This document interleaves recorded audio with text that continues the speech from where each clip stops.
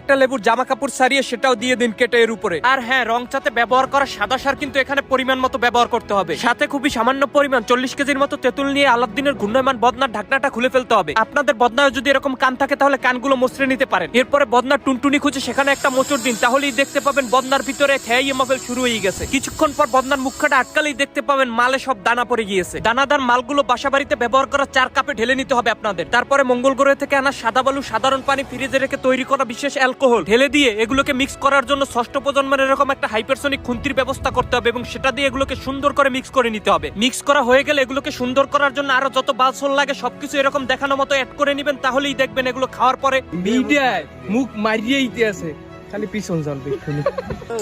চাচা হেনা কোথায়? হেনা তো জালে পালিয়ে গেছে।